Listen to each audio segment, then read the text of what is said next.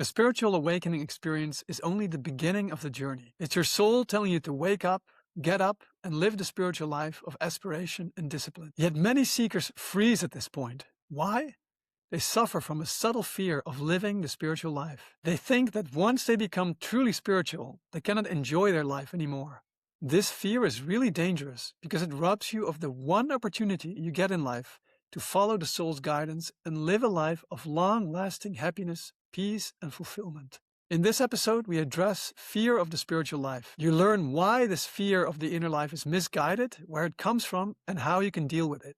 We also unpack a very controversial truth, why the soul only gives you one chance in your life to follow it. And if you miss it, you will live to regret it for the rest of your life, so don't miss it. My name is Abhinaba, and you're listening and watching Spirit Matters, a podcast helping modern seekers integrate their spiritual practice into their daily life. My co-host Vajin and myself are meditation teachers with over 25 years of experience, and we live the spiritual path of Sri Chinmoy, the path of love, devotion, and surrender. And please forgive my somewhat hoarse voice, as I'm coming down with something at the moment. If you like our content, you can subscribe to our channel, leave a comment, or rate us in your favorite podcast app. And without any further ado, let's dive in. When I give meditation classes and people come along for that for a couple of weeks, they're usually really inspired. They love the meditations. They love starting a spiritual practice, and they really notice positive changes. But then when the time comes for them to decide if they really want to launch onto the spiritual path, choose a path or choose a community, very often people shy away from that. They feel reluctant, and underneath that, there's a fear. There's a fear of really accepting or launching into the spiritual life. And our teacher, Sri Chinmoy, has also written about this quite extensively, about how people are afraid of the spiritual life. And we're going to talk about that today because, Vajin, why do you think that happens to so many seekers when they really are on that turning point, when they have to make that choice? Yeah, I think there's a couple of key points or key reasons that feed into that. And first of all, there's the going against the grain of the group or the society or the community you're in. When you truly embrace something that's even just a little bit outside of what's considered acceptable or normal or the way things are done in your culture, there's always the sense of concern about rejection or what other people think. So that part of your being kicks into gear. But I think the really deep fundamental fear is the fear of the loss of the identity that you have created as you know it. Some part of you realizes that if you really wholeheartedly embark on this journey, that there's going to be some profound transformations that will happen to you. And in some ways, it's going to be the death of the you that you already know, the identity and the character that you've been acting out.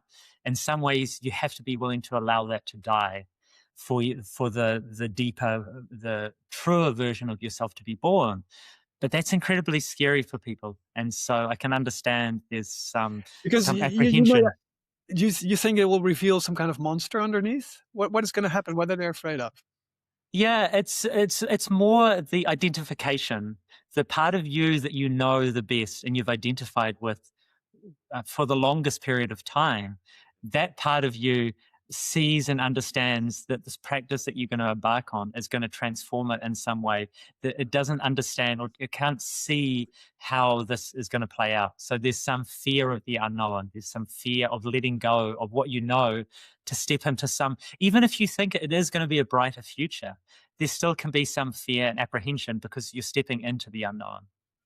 Yeah, so fear of the unknown, that is one thing. And I think also people are afraid also because they feel they have to give up something when they accept the spiritual life. It's like you're transitioning from one way of living or one modality of living to another. You become spiritual. And so that often means we've also heard the stories of the Buddha and saints like Francis of Assisi having to give up everything. Like they renounce the world. They move out of their house, they sell all their belongings, and they become penniless. And and maybe subconsciously we have this image in our head that, oh my God, if I accept the spiritual life, I will have to renounce everything, and I become like totally bereft. I have to also renounce my dreams and everything that I feel is going to fulfill me in life. And it's a real misconception, I think, because true renunciation is not giving up possessions. It's not giving up your just your place in life, but it's giving up the ignorance in yourself. It's giving up the qualities that are part of the Maya, part of the illusion. So things like insecurity, fear, doubt, jealousy, worry, and anxieties. That is actually what you're going to renounce. And you don't have to give up any of your dreams or aims in life. Like you can live any kind of professional life, or you can pursue dreams that you want to achieve, and at the same time live a spiritual life. Definitely in this modern age, we don't have to give up the world and move into a monastery or an ashram. We can, you and me live a spiritual life totally in the world. We have our jobs. We're both entrepreneurs. We have our businesses. We live in a normal house, etc. And so I think there's some of that unconscious fear that people think, oh my God, now I have to give up. I have to renounce everything.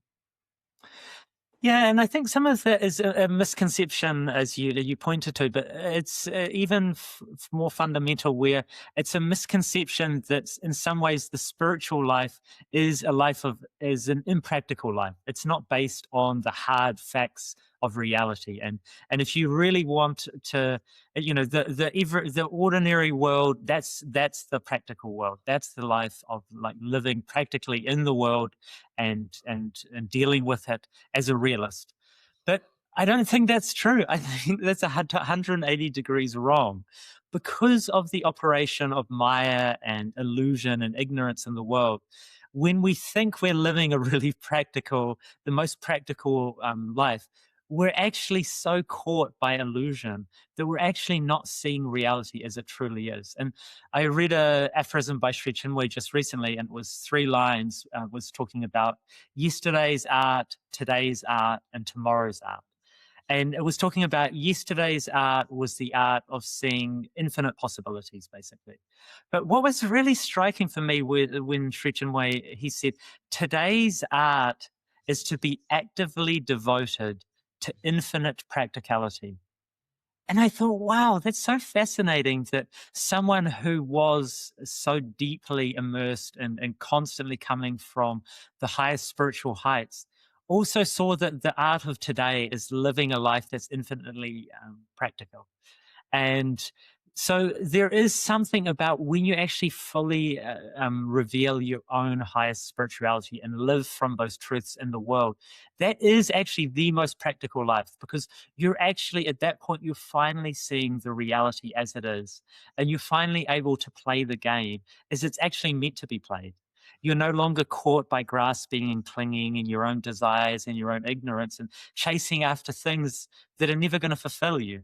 So it's this ridiculous idea where we think, oh, I'm a really practical man. I'm spending all of my time doing things and chasing after things that are never going to ever fulfill me. And, I'm working this job just so I can pay the bills, so I can continue on working at this job to continue paying the bills.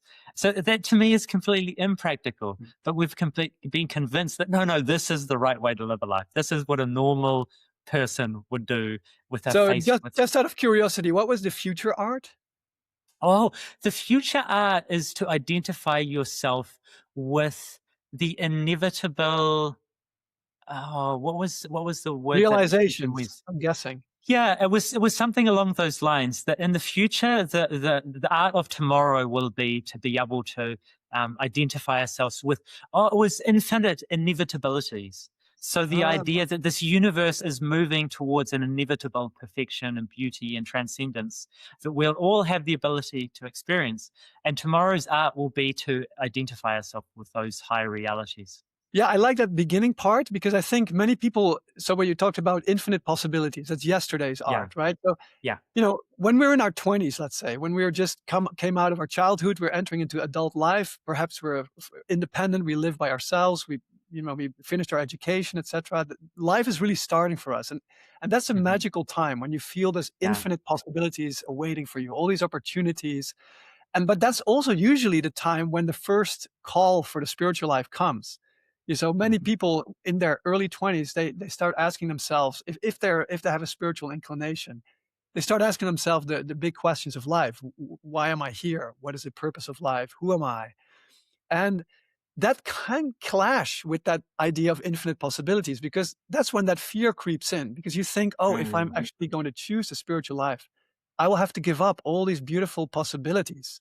I will have to live a very strict life, very disciplined life, and I cannot just cannot have the experiences that I want. And I've actually heard some of my the people in my class saying just that. They were in their 20s and they felt, oh, I feel if I choose the spiritual life, there's still so many things I want to do and explore in the world. And they feel, I think wrongly, that if they accept the spiritual life, then they cannot have these experiences. And I'm not talking about just the pleasures of life. I'm not talking about, the dating world or just drinking and going out and those things, but I'm talking about kind of like the aims in life that you want to become, you want to develop yourself in a professional way, or you want to pursue something in your work situation or whatever.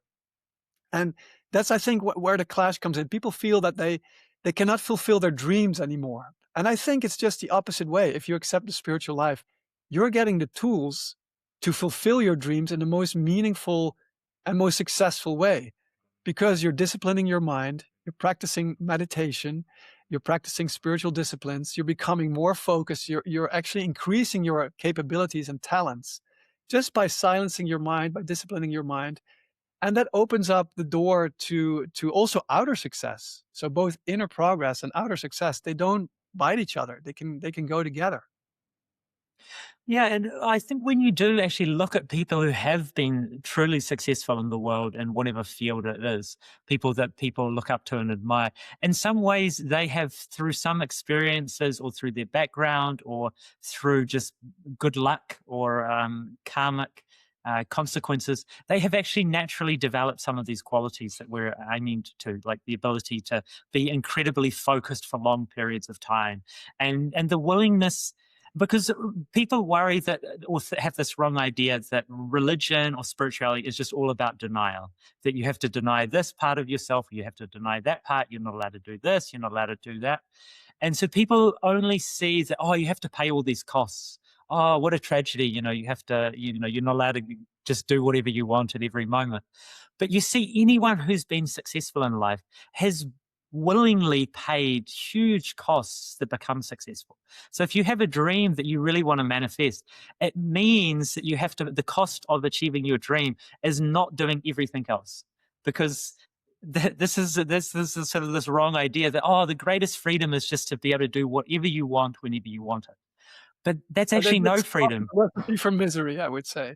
Just to do everything Yeah. that your mind, that the whims in your minds compel you So to do. That's yeah, a recipe when for you do disaster. that, you never get anywhere. And like really being willing to pay the cost of saying, no, I'm not going to do all of these other things because there's something I feel really drawn towards. And so if we actually are wise, we'll actually start to see that living a life of discipline and devotion to something is actually, it's freeing us from all of the distractions of the world. It's freeing us from the calls of the body to die back into lethargy, and all of these forces that are pulling us away from what we want. We can learn to choose not to follow those voices and to devote ourselves to something.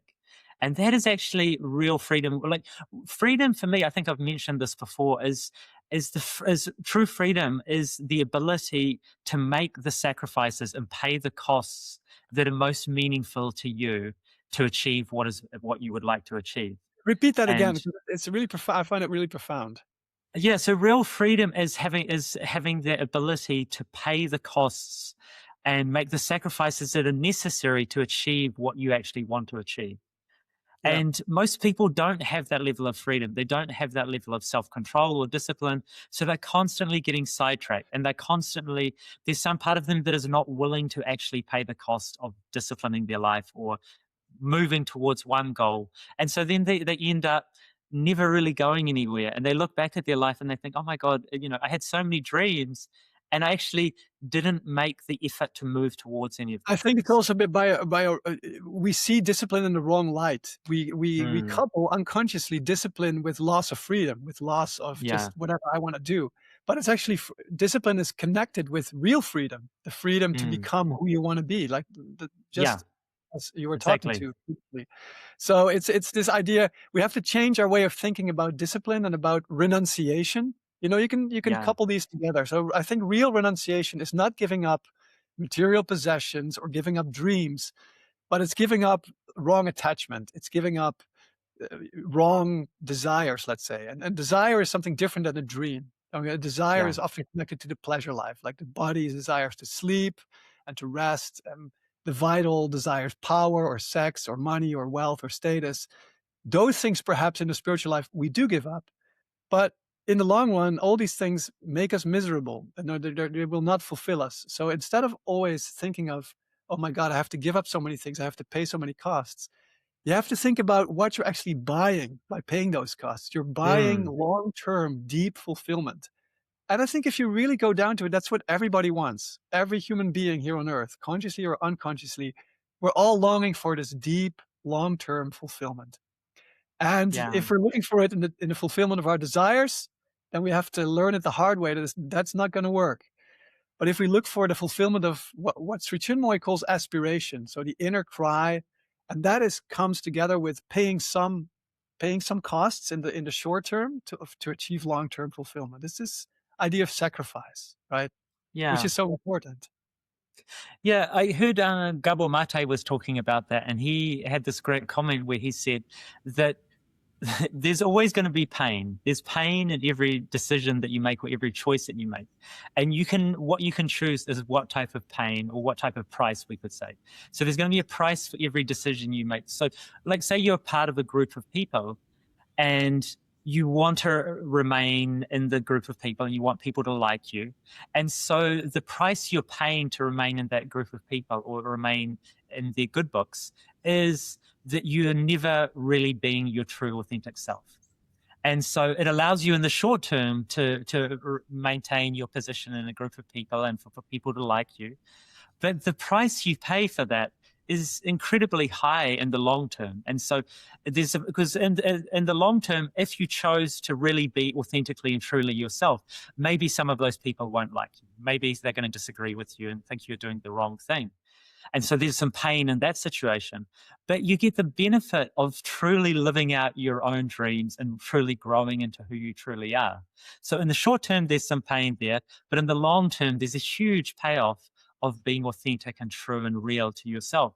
Whereas the other option of always suppressing your own vision for yourself or your inspirations or your dreams just so you can fit in with the people around you, there is no long-term payoff for that. Long term, that's such a bad strategy because you will look back and regret and resent those decisions you made and the price you paid to maintain your position in this group of people.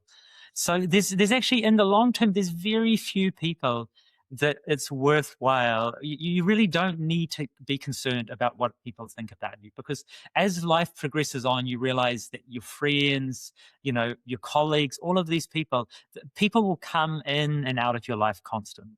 And there's very few people who are going to be there with you for the whole time. And it might be a long term partner, or it might be your family, or it might be your spiritual teacher, or some people in your community.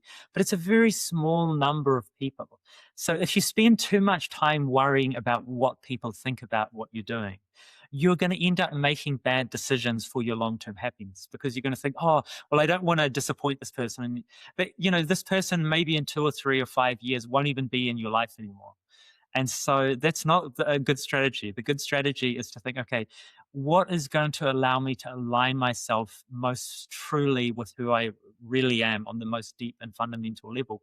And then pay the price in the short term, because when you do that, that your life will become better over time Yeah, and through committing to that. perhaps wisdom is the capacity to distinguish between the short term and the long term. So I Yeah. think wisdom is always willing to sacrifice the short term for the long term. Yeah. Um, there's this other idea about the hour that you are called to live the spiritual life, which Mm. we call God's choice hour. So in my case, there was a real definite moment when I felt drawn to spirituality, and it was like a fire that was erupting in my chest. It was really this deep longing and this feeling. Finally, I found what I was looking for. This is really important to me, and it's a turning point. And so the acceptance of spirituality is always going to be the turning point in your life, because you're shifting from your old desire life into the new aspiration life. So let's say the short-term fulfillment and then the long-term fulfillment. But there is this spiritual masters have written about that this moment occurs just once in your life. Mm. And I found two really significant aphorisms of Sri Chinmoy that speak to that, and I just want to read them out. So here is the first aphorism about this. The mind thinks that God's choice hour can and must come and repeat itself ad infinitum. The heart feels that God's choice hour can strike only a few times in the entire span of a life. But the soul sees and knows that God's hour strikes only once and never, never twice.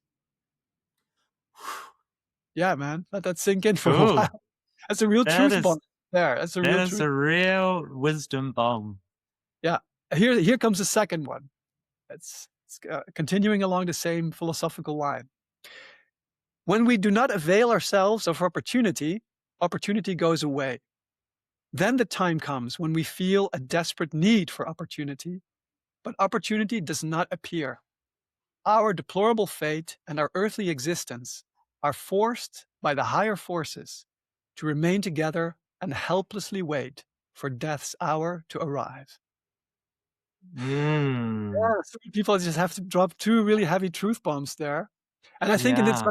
when we talk about opportunity, it's the opportunity to live the spiritual life. Um, what do you think of this idea that it just comes only once? And by the way, Sri Aurobindo has written about that too. I couldn't find the exact quote, but he also wrote about the soul knocking just once.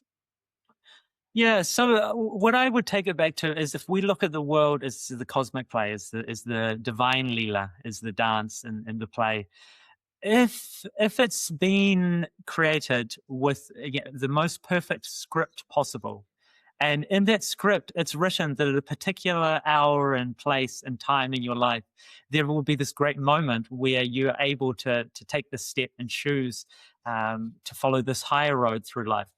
It makes sense to me that that will have been written, that that was a particular moment in time, and that that moment would not have the same impact and meaning if it was always available, like at every moment throughout your life. Like there needs to be, like for a good play, if the really important moments just constantly repeat throughout the play, they would lose any significance. There It'd be would a be no weird play. It'd be a boring, yeah. weird. I wouldn't, like, if at any moment that people could choose to go in a completely, higher road, and there was no pressure, because that the fact that it's not always available, that there is some time pressure, there is something about Okay, so now finite. I'm gonna play devil's advocate here a little bit and say, well, isn't that really cruel of the divine just to give that one chance? And if you miss that chance, like the rest of your life, you have to wait for You're death just hour to arrive.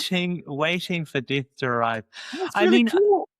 I think though, if I was going to make a universe, that's exactly what I would do. It would make for a much more gripping story, and a much more meaningful. Because when you did take the opportunity when it was there, there's something really powerful about recognizing the opportunity and grasping it and running with it.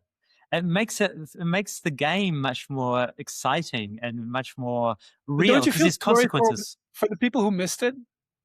The thing is, the people who missed it, they wrote the story as well. They are the author of the whole story as well. So they were fully aware that there would be a chance, there's a potential that they would miss the boat at some point, Yeah, and and they just were out of willing to I want play to, the game.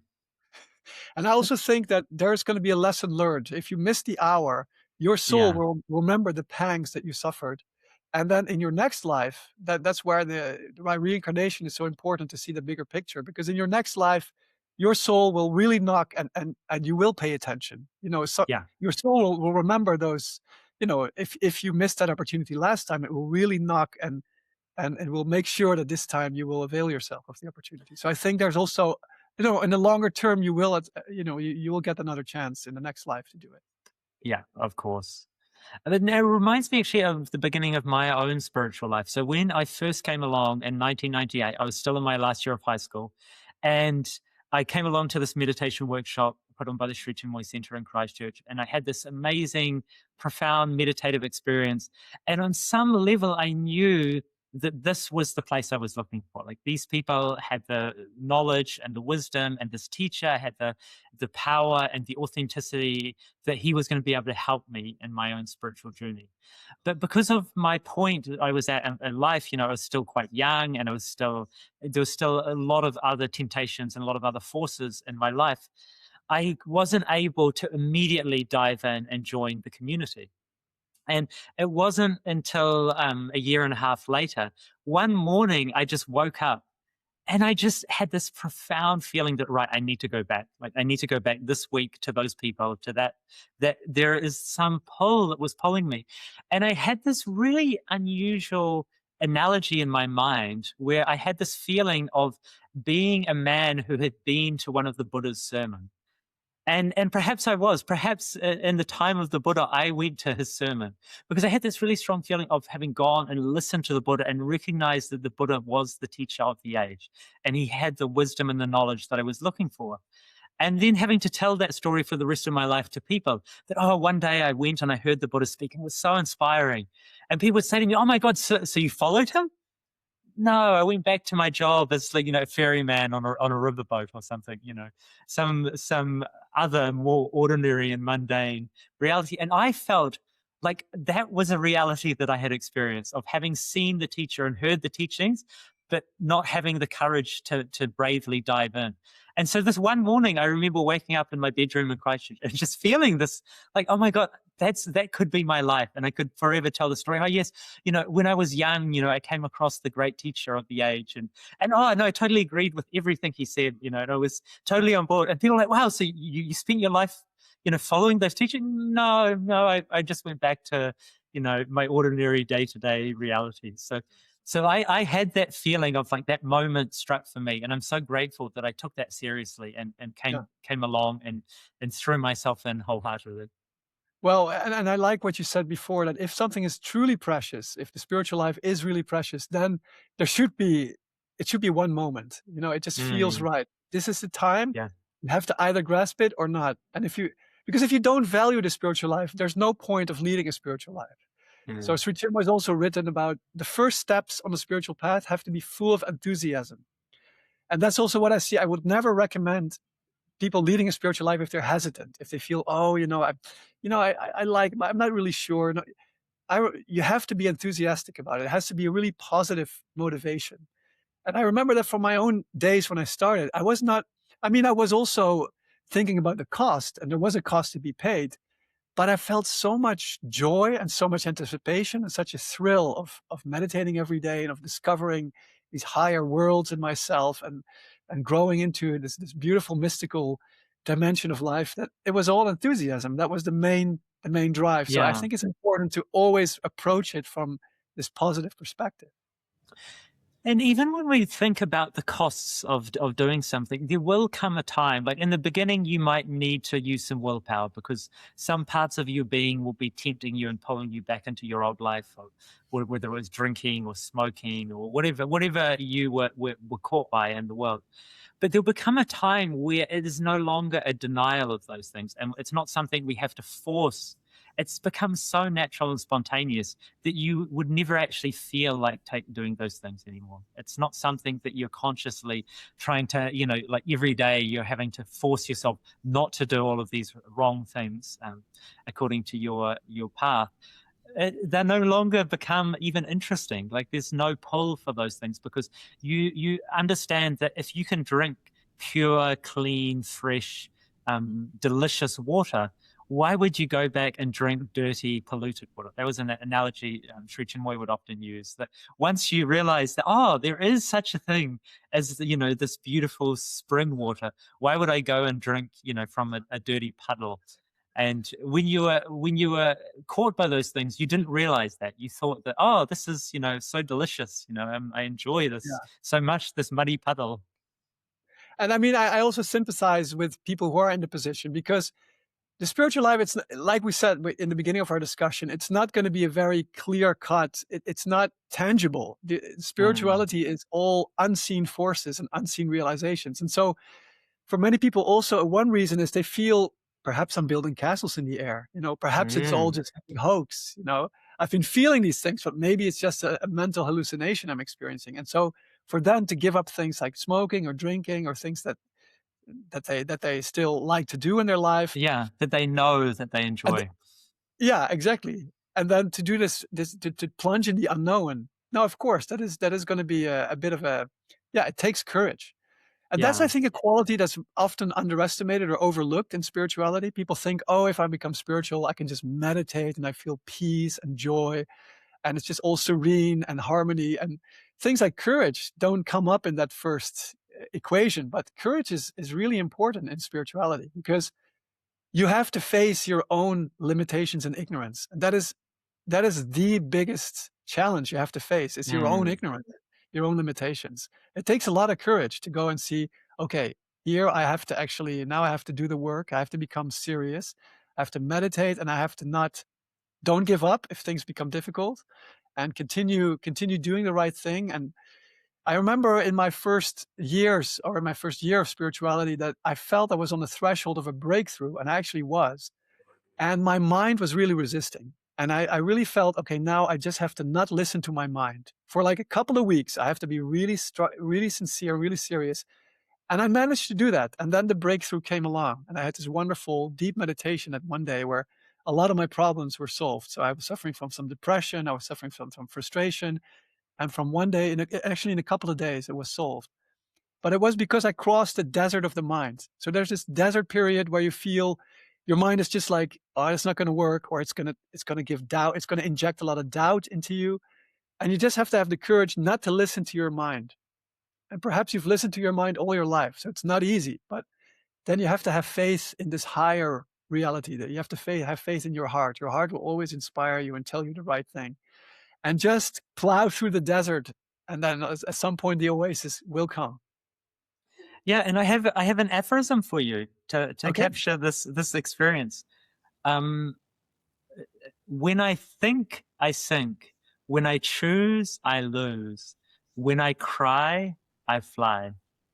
And for me, that really captures this going beyond the concepts of how we think we should live our life. We should think about everything. We should make really good choices. But at some point, all of those things are still trapped by the illusions of the world and by the limitations of our mind. And it's really only when we have the courage to go beyond those and really believe that there is an inner cry and there is the soul and the heart and that they're crying for higher realities.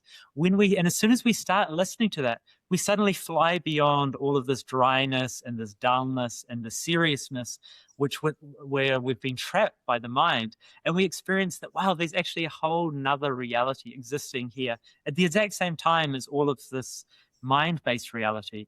And it does take some courage and it's almost like we have to take that step of faith. We have to take that step where we choose Leap to of faith. believe. Leap, Yeah, we a take real that. leap of faith. Yeah, we have to really leap. And I mean, a lot of us, I mean, I think you're probably similar to me, that when we were young, we were really interested in like fantasy stories, like heroes and Yeah. dragons and all of these types of, and there's so many people who love those stories. And there comes this point though, where you get convinced that none of those things are real. You get convinced that no, this world is a serious place. The people who are successful here are investment bankers and hedge fund guys and finance bros, and this is really where you should be putting all your time and effort. If you're a practical, serious person, this is who's going to win in the game of life. And for me, I was just so crushed. I was so crushed to believe, to have that beautiful reality, of great epic adventures and heroes going off and fighting monsters and doing all this wondrous things. And then finding out, no, that's not the world you live in. You live in the world of, Lamborghinis and trust funds and, all of these things. And I was like, oh God, what a experience to go through. But the wonderful thing is when you really discover the truth of reality, and you can do that through your spiritual life or whatever means you find, you realize again that, oh my God, there is a world of adventure and of heroes and of monsters, and all of these things do exist. Yeah. And that's for me is so enriching to my life to have that deeper reality, to have this other reality. And it's not this incredibly dull, like, oh, I'm just trying to become a stone Buddha sort of reality, that where, I'm trying to crush all of my emotions so I become just an emotionless statue. Like, it's not like that at all. Instead, it's a life of challenges and adventures and transcendence and experiences and all of these things that make life meaningful and fun and exciting. They're all there, but you have to be willing to take that step out of the desert of the mind, where the mind is going to keep you trapped forever, just running through different scenarios and trying to convince you to think more deeply about this. Well, what about that option? Or what about this? And Yeah. which choice should I make? But in the game, when it gets really exciting, you go beyond all of those things, and you really are crying for some higher reality, and that reality is feeding into your life inspiration and joy and meaning and purpose and all of these things. You're a little bird. You're a little bird that's about to fly out of the nest. The mind is your nest. It's your safety, your comfort zone. But then there comes a time when you have to take the leap out of the nest, and you've never flown before. So you might think, I may fall to my death. And that's when the mother bird sometimes pushes the young out of the nest. And then they discover, I can actually fly. And they have this Yeah, wonderful new life as a flying bird. And that's the position we're in if we're about to make this change, when we have the call, but then we need to follow up on that. We have to take the leap, literally, the leap of yeah, faith, and jump out of the nest. And I think the reason why, for instance, fantasy is such a popular genre is that for instance, Harry Potter and all the stories, The Lord of the Rings, these are epic stories that have inspired and millions, billions, countless people. And it's because it resonates with a very deep truth. In the very deepest part of reality, this is what's going on. It's a battle between good and evil. It's the ultimate challenge of getting rid of a ring, the ring perhaps yeah, being your ego or your ignorance, and going on this huge epic adventure and having magic at your disposal. When you really dive deep into spirituality, the world is magical and you discover yeah. magical abilities inside yourself. So it's kind of being at Hogwarts at some point. And it resonates so deeply because it touches on a very deep truth in life. And I think that's what Yeah. the spiritual life ultimately is about. And we have to remember as well that the universe is constantly in a reciprocal relationship with us. And so if we put ourselves in a situation where we believe we live in some dry, desolate reality where the only meaning to be found is accrual of wealth or power or status or these things, the universe will constantly reinforce that reality for us. It'll constantly make us feel and experience that that is all there is. But when you start to take a different position, you start to see the world as full of potential and full of magic and full of experiences and full of transcendence and the soul being a true reality. The universe will constantly feed back that, yes, you are on the right track. That is the nature of things. But until you choose, and that's why someone who's a true skeptic and is fully committed to that path, they will never be able to truly see or experience these things because they have convinced themselves and they're coming from the point of view of the mind. And so they're limited by what they can possibly experience by their own minds. And so I know that they've had that they've had that problem with, for example, with homeopathy. So homeopathy is a very mystical and magical form of medicine, but it's been around for a long time, and like innumerable people have got incredible healing from it. But we can't explain how it works by modern medicine, like by the modern scientific model. And there've been all of these skeptics who've tried to disprove, done experiments to disprove homeopathy. And other people will have done the experiments, and the experiments will have got positive results. And then the skeptic will come along and he will put all of his mind energy into it. And because it's such a subtle form of medicine, he can actually affect the outcome of the experiment just by the intention and thoughts he's putting into the experiments. Yeah. And so it's really fascinating to see that he's just completely creating and reinforcing his reality. Just the same way that if you want to live in a world where amazing things are possible, you have to believe you live in that sort of universe. Yes. Otherwise, it won't be possible for amazing and miraculous things to happen for you. Yeah. Yeah. Yeah, sometimes I like to joke, like people who don't believe in God, they just don't have enough fantasy. They just don't have enough Yeah, imagination power. It starts with a yeah. little imagination, and then that opens the door to reality. Yeah, because there's some of the things you'll see and experience, you could not you could not script them. You could not imagine these things could happen. Yeah, But it's by having faith in the universe and in the world, and being open to living out the experiences that the universe has in store for you, instead of having your own plan of what a good life would look like. That for me was the biggest thing that changed my experience of reality, was giving up my own idea of what a good life looked like. And as soon as I did that and I surrendered some part of my agency or my being to the universe and said, okay, I have faith in the universe that the universe knows me better than I know myself. And it knows the types of experience that are going to be meaningful to me better than the types of experience that I could imagine. And once I took that position, all sorts of realities started to manifest in my life that I could never have predicted. And that's been so much more rich and full and meaningful than any life I could have ever created with my own mind and my own trying to force my will onto reality. yeah, very true, beautiful. Yeah, so I wanted to read something that Sri Chinmoy wrote about the fear of the inner life, and then also a solution that he offered, because there Wonderful. is a way to go beyond that. And this is from the book Eastern Light for the Western Mind. You are afraid of the inner life. You feel that the moment you launch into the inner life, you are lost, completely lost, like a babe in the woods. You may also think that in accepting the inner life, you're building castles in the air. Finally, you may feel that to accept the inner life is to throw your most precious life into the roaring mouth of a lion who will completely devour you and your outer life. You have countless sweet dreams. You want to transform them into reality. All your dreams want to enjoy the world. You want to offer your momentous might to the world at large. But you feel that if you embark on the inner life, you'll be deprived of all these invaluable achievements. So now it is time for fear to make its appearance, and naturally, you start shying away from the inner life. Fear starts torturing you. It tries to limit and bind you. Unfortunately, your life yields to this deplorable mistake. But if once, only once, with the help of your all energizing meditation, you could carry your long cherished fear into the inner world, you would see that fear loses its very existence there. In the twinkling of an eye, it becomes one with the dynamic strength of your inner life.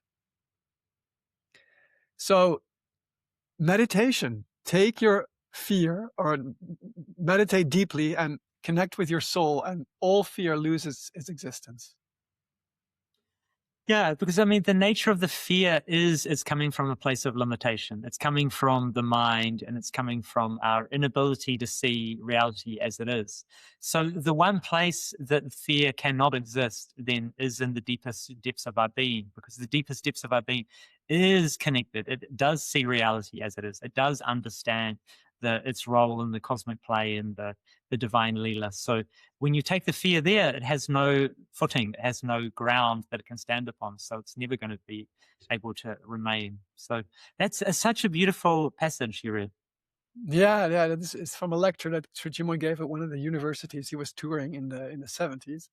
And do you have any other suggestions how to overcome the fear, or suggestions for people who are perhaps experiencing this moment when they feel the call, but perhaps are hesitant to follow it through? Yeah, I mean, my big thing in this situation would be to take a risk in life. Like, what you're going to regret in life is being presented with an opportunity that was exciting but scary and not taking that opportunity. That is the moments in your life that you really look back on and regret. Something that you felt that surge of excitement, like there could be something amazing for my life if I go through this door, if I take this step. And the only thing stopping you is the fear. That is something that you'll look back on and realize that your life could have turned out so differently, and it could have been so much more of an adventure. And so I really feel that if you feel excited about an opportunity and a little bit scared, that's telling you something. It's telling you something is waiting for you there that's going to be transformative and powerful. And your life will not be the same when you go through that door. But that's what you want, because your life is not enough right now. Like, who you are right now is not enough. It is not enough to see you through all the sadness and troubles of the world. So you do need to look outside of yourself, and you do need to look into the places that scare you a little bit. And that's this ancient storyline idea. There's a great chapter or scene in the story of King Arthur when the knights of the Round Table are looking for the Holy Grail. And you would ask, oh, the Holy Grail, like it's the most sacred and most important and most powerful thing in the world. And so where would you go to find it? And they all go to the forest, and it's written that they all entered the forest at the place that looked darkest to them. And I think it's just so wonderfully apt, because it's like what's going to be most terrifying for you, it's not going to be as scary for someone else. They're going to have some other point in the forest that for me is the dark spot there. I'm afraid to go there. But the places you're a little bit afraid to go, that's where all of the wisdom and knowledge that you haven't found yet is waiting for you. Because if all of the wisdom and knowledge was just going to be found in your bedroom, you would not have to go far, and you could, but you've probably found all of the wisdom available to you, in your lounge room and, on your walk to work. So everything else that you're looking for you have to go a little bit further afield. You have to start looking, and at some point you have to start looking in the places that are a little bit frightening to you. But when you go into those places, you realize that they don't actually destroy you; they actually illumine you in some way. So having that experience of being a little bit fearful but excited, that's the sign. That's the sign that there's something for you to find there. Yeah, and for the people who are on their journey, I would also say never give up. Like once Mm. you've accepted the spiritual life, that's it. You found the true meaning of the lila, of the cosmic game. And then don't give up, even though the road sometimes may be dull and uninspiring, and you may have setbacks, you may have low moments. But if you continue, if you listen to our previous episode where we talked about dry periods in the spiritual life, they're very natural. And just keep on trucking. And there may be sunbursts of beauty and grace. And I think in those moments when we experience the high moments, we have to feel that we're getting a glimpse of our future capacity. So that's what we're growing into. And moments when we experience low moments, we have to feel that these are just temporary clouds. The sun is temporarily blocked by clouds, but if we continue, the clouds will disperse and the sun will come back into our life. So that's a good way to I think, to go about low moments and high moments in our spiritual Yeah, journey. yeah, Yeah. beautiful. Wonderful. So that brings us to the end of today's episode. And thank you for joining and listening, dear listeners. And I would ask you, if you liked our content, if you just come here once, we really appreciate your encouragement. But if you listen to the end, why not leave a review? It's good podcasting style, and it really helps us. It really helps us with the algorithm. So if you would kindly leave a review for us in your favorite podcast app, we do highly, highly appreciate it. And so, Vajin, do you have anything to close for today? Have anything nice to say?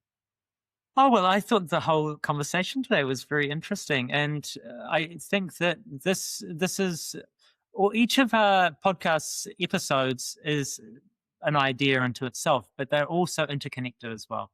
And so Yeah. I really like the fact that you could pick any of them out and there's going to be something useful, and the conversations are all intertwined in some way, which is how it should be. And which is nice. I'm going to see you soon in the physical, because I'm traveling to Berlin in a couple of days, and we're going to meet Yeah. up together with a couple of mutual friends. We're going to travel to Austria. We'll have a week in a beautiful mountainous area where we'll do some running together and enjoying our spiritual lives together, going on some adventures. Yeah. So next time we podcast, we'll probably be in the physical together, and you'll see us Yep. in one frame. So that's That'll be nice. cool. All right. All right, everybody. Thanks for joining us. See you next time. All the best.